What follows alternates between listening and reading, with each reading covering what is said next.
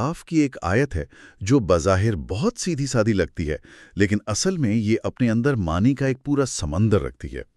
ये है सूरतुल आराफ, आयत नंबर 92। तो पहले मैं इसकी तिलावत कर लेता हूँ। आऊज़ु बिल्लाहि मिनश शैतानिर रजीम, बिस्मिल्लाहिर रहमानिर रहीम। अल्लज़ीना कज़्ज़बू शुअयबन कअन लम यगनऊ फ़ीहा, अल्लज़ीना कज़्ज़बू शुअयबन कानू हुमुल ख़ासिरीन। अच्छा, अब अगर आप पहली नज़र में देखें तो ऐसा लगता है कि एक ही बात दो बार कही गई है। दोनों हिस्सों की शुरुआत एक ही जुमले से होती है, जिन लोगों ने शुएब को झुठलाया। तो आज हमारी कोशिश यही समझने की होगी कि इस तकरार के पीछे क्या हिकमत है और हर लफ्ज़ का इंतखाब कितनी सोच समझ कर किया गया है। ये सिर्फ दोहराना नहीं है, बल्कि इसमें एक बहुत गहरा पैगाम छुपा है। बिल्कुल। और यही तो कुरान के अंदाज़े बयान की खूबसूरती है। कम से कम अल्फाज में ज़्यादा से ज़्यादा मानी। ये आयत एक ही अमल यानी पैगंबर को झुटलाने के यूं समझे कि दो बिल्कुल मुख्तलिफ पहलुओं को सामने लाती है। एक दुनियावी नतीजा है और एक हतमी नतीजा। अच्छा, तो इस आयत के अल्फाज को समझने से पहले थोड़ा सा पस मंज़र जान लेते हैं। ये हज़रत शुएब अलैहिस्सलाम और उनकी कौम का जिक्र हो रहा है। ये कौन लोग थे और इनका मतलब बुनियादी मसला क्या था? जी, हज़रत शुएब को मदियन के लोगों की तरफ भेजा गया था। ये एक तिजारती कौम थी और ये बहुत अहम तिजारती रास्तों पर आबाद थे। तो इनकी खुशहाली की बुनियादी तिजारत पर थी। लेकिन इनका सबसे बड़ा गुनाह भी इसी तिजारत से जुड़ा हुआ था। वो नाप तोल में डंडी मारते थे, लोगों को कम देते थे, धोखाधड़ी उनके मुआशरे में बहुत आम थी। हजरत शुएब ने उन्हें उसी बेईमानी से रोका और एक अल्लाह की इबादत की दावत दी। ओह, तो उनकी पूरी मईशत और खुशहाली की बुनियाद ही बेईमानी पर थी। ये बात समझना बहुत ज़रूरी है, क्योंकि इससे ये झुठलाने का अमल और भी संगीन हो जाता है। वो सिर्फ एक मजहबी पैगाम को रद्द नहीं कर रहे थे, नहीं, बिल्कुल नहीं। वो तो उस पूरे सिस्टम को बचाने की कोशिश कर रहे थे जिस पर उनकी दुनियावी कामयाबी खड़ी थी। बिल्कुल। उनके लिए सच्चाई को कबूल करने का मतलब था अपने पूरे लाइफस्टाइल को बदलना, अपने बिजनेस मॉडल को, अपनी दौलत कमाने के तरीके को बदलना। इसलिए उन्होंने सिर्फ इख्तिलाफ नहीं किया, बल्कि बहुत जारहाना अंदाज में हजरत शुआइब को झुटलाया। और यहीं से हम आयत के पहले लफ्ज कज़्ज़बू पर आते हैं। हाँ, ये लफ्ज़ कज़्ज़बू, ये बहुत दिलचस्प है। आम तौर पर इनकार या इख्तिलाफ के लिए दूसरे अल्फाज भी तो इस्तेमाल हो सकते थे, बिल्कुल। लेकिन यहाँ झुठलाना का लफ्ज़ इस्तेमाल हुआ, हम्म। यानी किसी को जानबूझकर झूठा करार देना। इसमें क्या खास बात है? इसमें एक तकब्बुर और एक जिद का उनसर शामिल है। ये सिर्फ ये कहना नहीं है कि हम आपकी बात नहीं मानते। ये कहना है कि आप जो कह रहे हैं वो झूठ है और आप खुद झूठे हैं। ये एक तरह का जाती हमला है और ये गुफ्तगू के तमाम दरवाजे बंद कर देने के बराबर है। जब आप किसी को झूठा ही करार दे दें तो फिर इस्लाह की कोई गुंजाइश बाकी नहीं रहती। ये एक खुली महाजराई है। और इस मुहाज़राई का जो पहला नतीजा निकला वो भी उतना ही शदीद है। आयत कहती है कि अन लम यगनो फीहा, गोया वो वहां कभी बसे ही ना थे। ये मंजरकशी तो जहन को हिलाकर रख देती है। बिल्कुल। और यहाँ भी लफ्ज का इंतखाब कमाल का है। लफ्ज है यगनुआ। इसका मादा है गनी, जिससे गनी यानी दौलतमंद या बेनियाज का लफ्ज बनता है। तो इसका मतलब सिर्फ ये नहीं कि वो वहां रहते नहीं थे, बल्कि ये कि वो वहां कभी खुशहाल हुए ही नहीं थे। उन्होंने कभी तरक्की की ही नहीं थी। उनकी तबाही इतनी मुकम्मल और इतनी अचानक थी कि उनकी पूरी तारीख, उनके बाजारों की रौनक, जी, उनकी आलीशान इमारतें, सब कुछ ऐसे मिटा दिया गया जैसे वो सब एक ख्वाब ख्याल था। यानी सलाह सिर्फ मौत नहीं थी, सजा थी उनकी पूरी तहजीब और पहचान को तारीख से मिटा देना। ये तो ऐसा है कि अगर कोई 1000 साल बाद भी जड़ा पर आए तो उसे कोई निशान तक ना मिले कि यहाँ कभी एक फलती फूलती कौम आबाद थी। उनकी बेमानी से कमाई गई दौलत का नामो निशान तक मिट गया। आपने बिल्कुल सही पकड़ा। ये दुनियावी जिंदगी की हकीकत पर एक बहुत गहरा तबसरा है, खास तौर पर उस जिंदगी पर जिसकी बुनियाद झूठ पर हो। उनकी सजा उनके जुर्म के ऐन मुताबिक थी। उन्होंने दूसरों को नाप तोल में कम देकर उनका माल छीना। अल्लाह ने उनसे उनकी जान, माल, तारीख और पहचान सब कुछ छीन लिया। और ये गुमनामी इतनी हतमी थी कि कुरान को इसी बात पर दोबारा जोर देना पड़ा, जो हमें आयत के दूसरे हिस्से की तरफ ले जाता है। सज़ा का जिक्र करने के फौरन बाद फिर से कहा गया, अल्लज़ीना कज़्ज़बू शुआइबा, جن لوگوں نے شعیب کو جھٹلایا، یہ دہرانا کیوں ضروری تھا؟ دیکھیے، فصاحت و بلاغت میں تکرار کا استعمال بہت گہرا مقصد رکھتا ہے۔ یہاں اس کا پہلا مقصد تو یہ ہے کہ سننے والے کے ذہن پر یہ بات نقش ہو جائے کہ اس انجام کی وجہ کیا تھی، کوئی اور وجہ نہیں، صرف اور صرف پیغمبر کو جھٹلانا۔ یہ ایک طرح سے ڈرم کی چوٹ کی طرح ہے، یاد رکھو وجہ یہ تھی۔ دوسرا، یہ تکرار ایک پل کا کام کر رہی ہے۔ یہ اسی ایک جرم کو اس کے دوسرے اور زیادہ گہرے نتیجے سے جوڑ رہی ہے۔ اور وہ دوسرا نتیجہ ہے کانو ہم الخاسرین، وہی لوگ خسارے میں رہنے والے تھے۔ یہ پہلے نتیجے سے بہت مختلف محسوس ہوتا ہے۔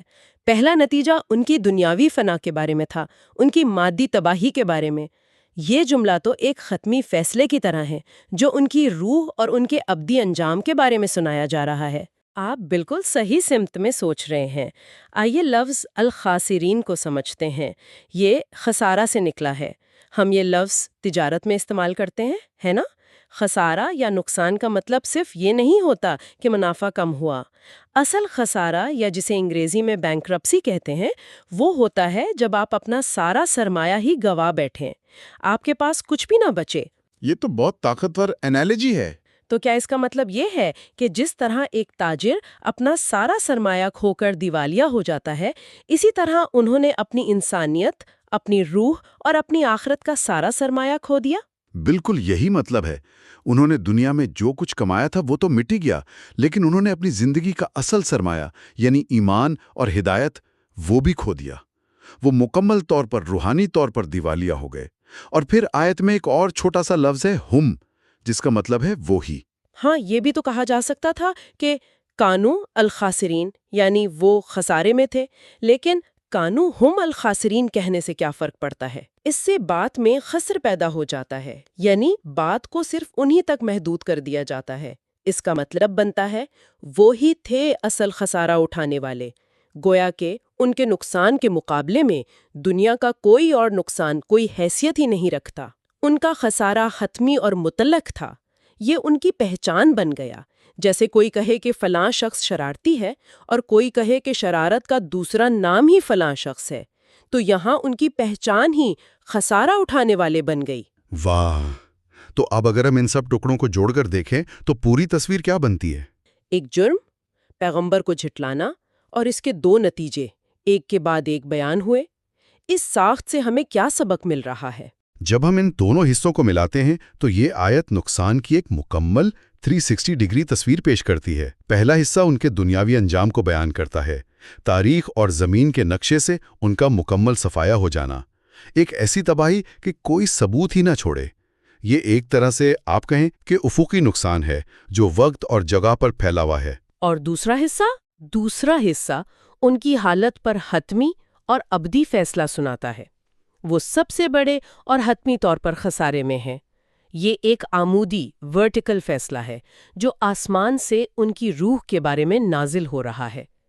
تو یہ ساخت ہمیں شاندار طریقے سے یہ دکھاتی ہے کہ سچائی کو جھٹلانے کا نتیجہ صرف ایک جہت میں نہیں ہوتا، یہ دنیا میں بھی مکمل ناکامی ہے اور آخرت میں بھی، جسم کی بھی موت اور روح کا بھی دیوالیہ پن۔